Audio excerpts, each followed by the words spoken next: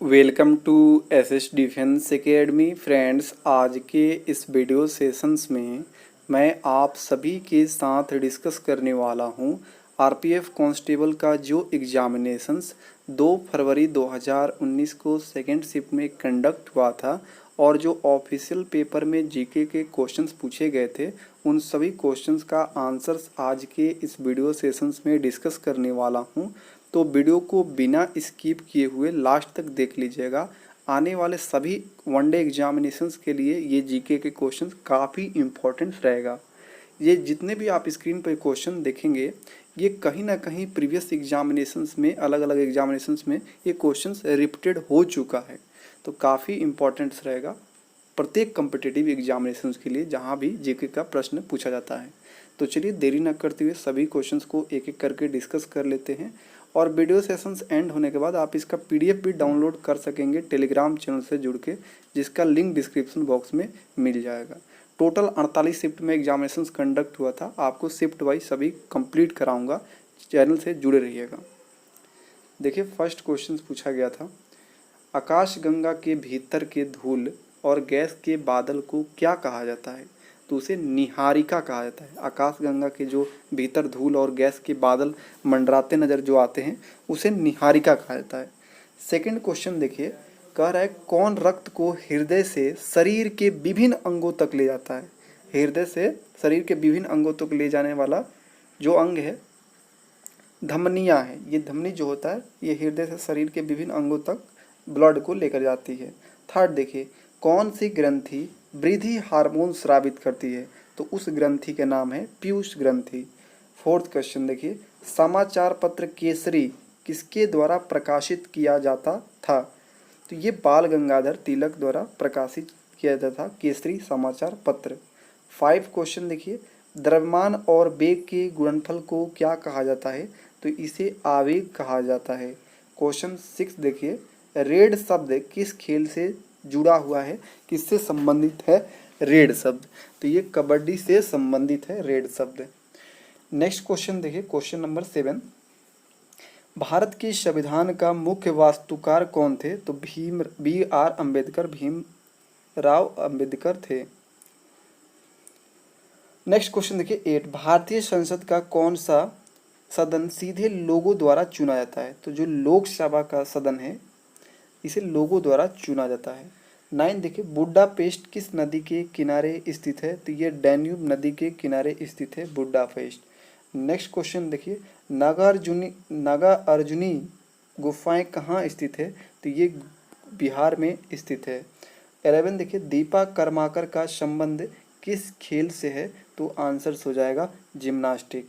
Question 12 देखिए, प्रथम गोलमेज सम्मेलन के समय भारत का वायसराय कौन थे? तो लॉर्ड इरविन थे प्रथम गोलमेज सम्मेलन के समय भारत के वायसराय।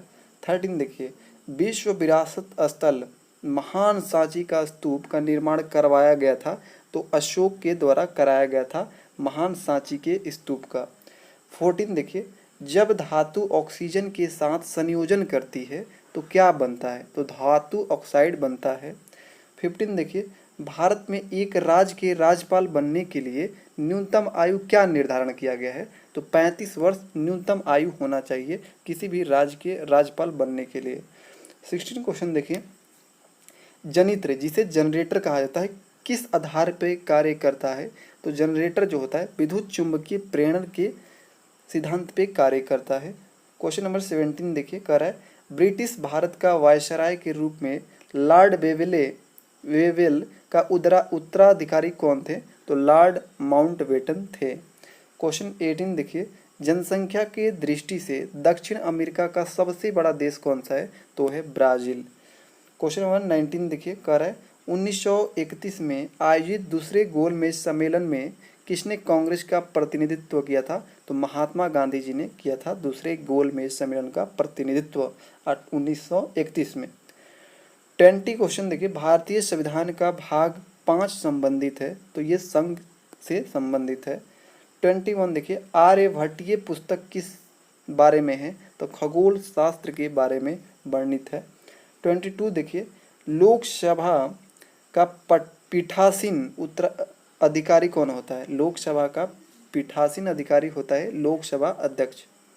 23 देखिए, कौन सा श्वसन जीव को अधिक ऊर्जा उपलब्ध कराता है? तो उस श्वसन का नाम है एरोनिक श्वसन, एरोबिक श्वसन, या हिंदी में वायवीय श्वसन कहा जाता है। एरोबिक श्वसन या वायवीय श्वसन कहा जाता है।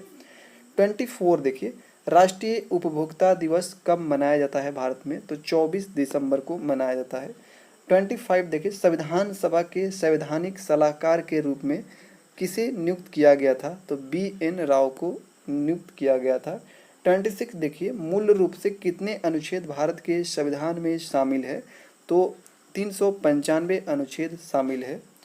27 देखिए, गौतम बुद्ध ने महापरिनिर्वाण कहाँ प्राप्त किए थे? तो कुशीनगर में प्राप्त किए थे। 28 देखिए, गंगा की सहायक नदियों में से कौन सी नदी पटना के पास सोनपुर में आकर मिलती है? तो उस नदी का नाम है गंडक। 29 देखिए, लोध जलप्रपात डैश राज्य में स्थित है? तो लोध जो जलप्रपात है झारखंड राज्य में स्थित है। 30 देखिए, संविधान का मसौदा तैयार करने के लिए ड्राफ्टिंग कमेटी की स्थापना डैश वर्ष में किया गया था? तो 1947 में किया गया था। 31 देखिए, डैश के दौरान हिल एरिया डेवलपमेंट प्रोग्राम शुरू किया गया था? तो देखिए, 5वीं पंचवर्षीय योजना के तहत हिल एरिया डेवलपमेंट प्रोग्राम शुरू किया गया था। 32 देखिए, कौन सा अम्ल समांतर एसिटिक अम्ल कहलाता है? कौन सा अम्ल? तो उस अम्ल का नाम है एथोनाइक एसिड, जिसे सामान्यतः एसिटिक अम्ल कहा जाता है। 33 देखिए, उष्णकटिबंधीय चक्रवातों को डैश में तैफू नाम से जाना जाता है? तो देखिए, उष्णकटिबंधीय जो चक्रवात आते हैं जापान में उसे तैफू के नाम से जाना जाता है। 34 देखिए, 1929 में कांग्रेस द्वारा आयोजित डैश अधिवेशन में पूर्ण स्वराज को लक्ष्य के रूप में स्वीकार किया गया था? तो देखिए, जो 1929 का कांग्रेस का लाहौर अधिवेशन में पूर्ण स्वराज के लक्ष्य के रूप में स्वीकार किया गया था, तो आंसर लाहौर होगा। 35 देखिए, 1784 में एशियाटिक सोसाइटी ऑफ बंगाल की स्थापना किसने किया था? तो सर विलियम जोन्स ने किया था। 36 देखिए, भारत के किस राज्य में भगवान महावीर राष्ट्रीय उद्यान स्थित है? तो गोवा राज्य में स्थित है महावीर राष्ट्रीय उद्यान। 37 देखिए, आवर्त सारणी में परमाणु द्रव्यमान के बढ़ते क्रम को तत्वों की व्यवस्था किसने किया था? तो डिमित्री इवानोविच मेंडलीफ ने किया था परमाणु द्रव्यमान के बढ़ते क्रम में। 38 देखिए, समुद्री गाय या डुगोंग किस क्षेत्र में पाया जाता है? तो समुद्री गाय या डुगोंग जो होता है मन्नार की खाड़ी में पाया जाता है। 39 देखिए, भारत में अंतर विश्वविद्यालय टूर्नामेंट में शीर्ष समग्र प्रदर्शन करने वाले विश्वविद्यालय को किससे सम्मानित किया जाता है? तो मौलाना अबुल कलाम आज़ाद ट्रॉफी से सम्मानित किया जाता है। 40 क्वेश्चन देखिए, तमिलनाडु के तटीय क्षेत्रों में सर्दियों की शुरुआत में डैश के कारण से वर्षा होती है? तो उत्तरी पूर्वी मानसून के कारण ही वर्षा होती है। तमिलनाडु के तटीय क्षेत्रों में सर्दियों की शुरुआत होते ही उत्तरी पूर्वी मानसून के कारण वर्षा होने लगती है। 41 देखिए, डैश कार्यपालिका से न्यायपालिका के पृथक्करण से संबंधित है?